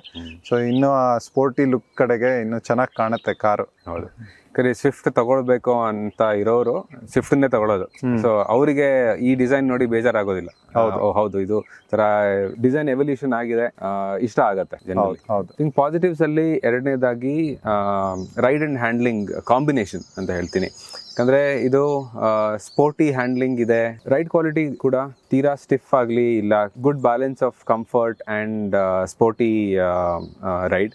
ಹ್ಯಾಂಡ್ಲಿಂಗ್ ಮುಂಚೆಯಿಂದ ಚೆನ್ನಾಗಿತ್ತು ಸ್ವಿಫ್ಟ್ದು, ಅದೇ ಕಂಟಿನ್ಯೂ ಆಗಿದೆ. ಆ steering wheel feedback in fact improve ಆಗಿದೆ ಒಂದು ಸ್ವಲ್ಪ. ಸೊ ನನಗೆ ಅದೊಂದು ಪಾಸಿಟಿವ್. ಮೂರನೇ ಪಾಸಿಟಿವ್ ಆಗಿ ಫ್ಯೂಯಲ್ ಎಫಿಷಿಯನ್ಸಿ. ಇದು ಮೈಲೇಜ್ ಮೊದಲು ಕೂಡ ಚೆನ್ನಾಗೇ ಇತ್ತು ಸ್ವಿಫ್ಟ್ದು, ಅದೊಂದು ಸ್ಟ್ರಾಂಗ್ ಪಾಯಿಂಟ್ ಸ್ವಿಫ್ಟನ್ನು ಖರೀದಿ ಮಾಡೋದಕ್ಕೆ. ಈಗ ಈ ಹೊಸ ಎಂಜಿನ್ Z ಸೀರೀಸ್ ಎಂಜಿನ್ ಜೊತೆಗೆ ಇದು ಕಂಪ್ನಿಯವರು 25 ಕಿಲೋಮೀಟರ್ ಪ್ರತಿ ಲೀಟ್ರಿಗೆ ಬರುತ್ತೆ ಅಂತ ಹೇಳ್ತಾರೆ. ನಾವು ಓಡಿಸಿದ ಮಟ್ಟಿಗೆ ಸಿಟಿನಲ್ಲಿ ಇದು manual car, top end manual car. ಇದು ಸಿಟಿನಲ್ಲಿ 16 ರೇಂಜಲ್ಲಿ ಬರ್ತಾ ಇದೆ ಪ್ರತಿ ಕಿಲೋಮೀಟರ್ಗೆ. ಹಾಗೆ ಹೈವೇಲಿ ಹೋದಾಗ 18-19 ಆ ರೀತಿ ಬರ್ತಿದೆ. ಸೊ ಇನ್ನು ಇದು ಒಂದು 3,500 ಓಡಿರೋಂಥ ಕಾರು, ಫಸ್ಟ್ ಸರ್ವಿಸ್ ಆಗಿ. ಈಗ ನೆಕ್ಸ್ಟ್ ಮುಂದಿನ ದಿನಗಳಲ್ಲಿ ನೋಡಬೇಕು ಏನಾದರೂ 20 ಮೇಲೆ ಕ್ರಾಸ್ ಆಗತ್ತಾ ಅಂತ. ಆದ್ರೂ ಸಹ ಒಳ್ಳೆ ಮೈಲೇಜ್ ರೇಂಜ್ ಇದ್ರು. ಅಂಡ್ ಇಟ್ಸ್ ಅನ್ ಇಂಪ್ರೂವ್ಮೆಂಟ್ ಹಳೆ ಕಾರಿಗೆ ಕಂಪೇರ್ ಮಾಡಿದ್ರೆ. ಹೌದು. ನಾಲ್ಕನೇದಾಗಿ ಒಂದು ಸೇಫ್ಟಿ ವಿಷಯಕ್ಕೆ ಬಂದಾಗ ಮಾರುತಿ ಅವರು ಬೇಸ್ ಮಾಡೆಲ್ ಇಂದಾನೆ 6 ಏರ್ ಬ್ಯಾಗು, ABS, EBD ಅವೆಲ್ಲ ಸ್ಟ್ಯಾಂಡರ್ಡ್ ಆಗಿ ಕೊಟ್ಟಿದ್ದಾರೆ. So it's a big step Maruti ಅವರಿಗೆ. ಯಾಕಂದ್ರೆ safety is always a question mark ಇವ್ರಲ್ಲಿ.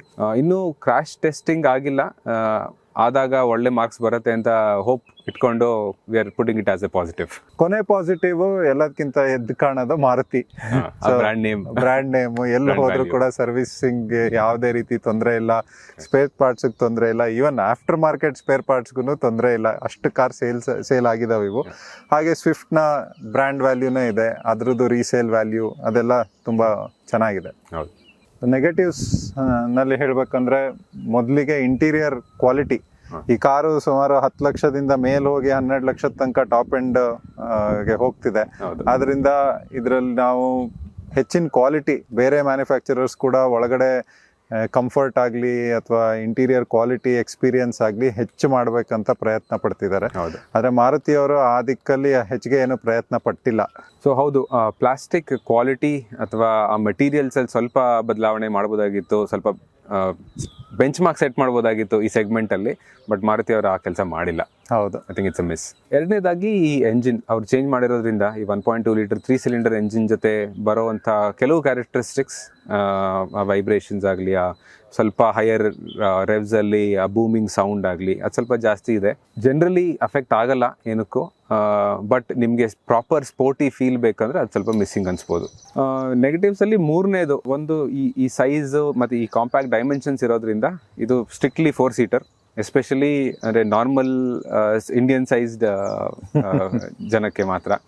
Especially ಇದು ಸ್ವಲ್ಪ ಎತ್ತರ ದಪ್ಪ ಇದ್ರೆ ಹಿಂದ್ಗಡೆ ಅಂತೂ ಕುತ್ಕೊಳ್ಳೋಕ್ಕೆ ಚಾನ್ಸೇ ಇಲ್ಲ. ಸೊ ಒಂದು ಕಡೆ ಎಲ್ಲಿ ಸ್ವಲ್ಪ ನಿರಾಶೆ ಆಗಿದ್ದು ಅಂದರೆ ಮಾರುತಿ ಅವರು ಈ 4ನೇ ಜನರೇಷನ್ ಹೊರತಂದಾಗ ಈ ಸೆಗ್ಮೆಂಟ್ನಲ್ಲಿ ಏನೋ ಒಂದು ಹೊಸತನ, ಹೆಚ್ಚಾಗಿ ಇಂಟೀರಿಯರ್ ಕ್ವಾಲಿಟಿನಲ್ಲಿ. ಈಗ ಹೊರಗಡೆಯಿಂದ ನೋಡೋದಕ್ಕೆ ತುಂಬ ಚೆನ್ನಾಗೇ ಇದೆ ಈ ಕಾರು, ಅಟ್ರಾಕ್ಟಿವ್ ಆಗಿದೆ, ಎದ್ದು ನಿಲ್ಲತ್ತೆ. ಆದರೆ ಒಳಗಡೆ ಅದೇ ರೀತಿ ಕ್ವಾಲಿಟಿ ಅವರು ಇಲ್ಲ, ಮ್ಯಾಚ್ ಆಗ್ತಿಲ್ಲ ಅದು. ಸೊ ಅದು ಒಂದು ಅವಕಾಶ ಇತ್ತು ಅವ್ರಿಗೆ ಅದನ್ನ ಮಾಡೋದಕ್ಕೆ. ಯಾಕೆ ಅಂತ ಗೊತ್ತಿಲ್ಲ, ಬಟ್ ಮಾರುತಿ ಅವರು ಅದನ್ನ ಉಪಯೋಗಿಸ್ಕೊಂಡಿಲ್ಲ ಅವಕಾಶನ. ಬೇರೆ ಕಾರ್ ಕಂಪ್ನೀಸ್ ಮಾಡ್ತಿದ್ದಾರೆ, ಸೊ ಅವ್ರಿಗಿಂತ ಮುಂಚೆ ಇವ್ರು ಮಾಡ್ಬೋದಿತ್ತು. ಹೌದು.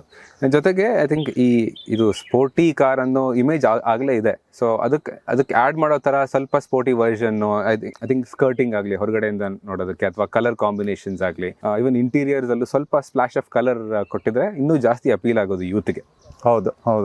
ಬಟ್ ಮಾರುತಿ ಅವರು ಅದೆಲ್ಲ ಮಾಡಬೇಕಾಗಿಲ್ಲ, ಎನಿವೇ ಸೆಲ್ ಆಗುತ್ತೆ. ಸೊ ಏನಕ್ಕೆ ಕಷ್ಟಪಡೋದು? ನಾವು ಕೂತಲ್ಲೇ ಮಾರಾಟ ಆಗುವಾಗ ಯಾಕೆ ಮುಂದೆ ಹೋಗಿ ಏನೋ ಕಷ್ಟಪಟ್ಟು ಮಾರಕ್ಕೆ ಟ್ರೈ ಮಾಡೋದು? ಅವರ ಚೆನ್ನಾಗಿ ವರ್ಕ್ ಆಗ್ತಿರೋ ಇದನ್ನ ಫಾರ್ಮುಲಾನ ಏನಕ್ಕೆ ಚೇಂಜ್ ಮಾಡೋದು, ಯಾತಕ್ಕೆ ಇನ್ನು ಜಾಸ್ತಿ ದುಡ್ಡು ಹಾಕೋದು ಅದ್ರ ಮೇಲೆ ಅನ್ನೋ ತರ. ಸೊ ಯಾರಿಗೆ ಈ ಕಾರು ಅಂದ್ರೆ ಇದು ಸ್ವಲ್ಪ ಯೂತ್ ಕಡೆಗೆ ಫೋಕಸ್ ಮಾಡಿರುವಂತ ಕಾರ್ ಇದು. ಹಾಗಾಗಿ ಅಲ್ಲಿ ಹೆಚ್ಚಿನ ಮಾರಾಟ, ಆ ಸೆಗ್ಮೆಂಟ್ನಲ್ಲಿ ಹೆಚ್ಚಿನ ಜನ ಆಕರ್ಷಣೆಗೊಂಡು ಈ ಕಾರಿಂದ ತಗೊಳ್ತಾರೆ ಅಂತ ಭಾವಿಸ್ತೀವಿ. ಅದಲ್ಲದೆ ಫ್ಯಾಮಿಲಿ ಓರಿಯೆಂಟೆಡ್ ಇದ್ದು ನಿಮಗೆ ಇನ್ನೊಂದು ಸ್ವಲ್ಪ ಜಾಗ ಜಾಸ್ತಿ ಬೇಕು, ಕಂಫರ್ಟ್ ಜಾಸ್ತಿ ಬೇಕು ಅನ್ನೋಗಿದ್ರೆ ಇವ್ರದೇ ಆದ ಬಲಿನೋ ಇದೆ, ಅದನ್ನ ನೀವು ತಗೊಬೋದು. ಬಲಿನೋ ಕೂಡ ಮಾರುತಿ ಅವ್ರದ್ದೇ ಆದ್ರಿಂದ ಒಳ್ಳೆ ಕಾರು, ಅದನ್ನ ನೀವು ತಗೊಬೋದು. ಇವತ್ತಿನ ವಿಮರ್ಶೆ ಮಾರುತಿ ಸ್ವಿಫ್ಟ್. ಸೊ ಇದ್ರ ವಿಮರ್ಶೆ ನಿಮ್ಗೆಲ್ಲ ಇಷ್ಟ ಆಗಿದೆ ಅಂತ ಭಾವಿಸ್ತೀವಿ. ನಿಮ್ಮಲ್ಲಿ ಪ್ರಶ್ನೆಗಳಿದ್ರೆ ಕಮೆಂಟ್ಸ್ ಹಾಕಿ, ಹಾಗೆ ವಿಡಿಯೋನ ಲೈಕ್ ಮಾಡಿ, ಸಬ್ಸ್ಕ್ರೈಬ್ ಮಾಡಿ, ಶೇರ್ ಮಾಡಿ. ನಮಸ್ಕಾರ.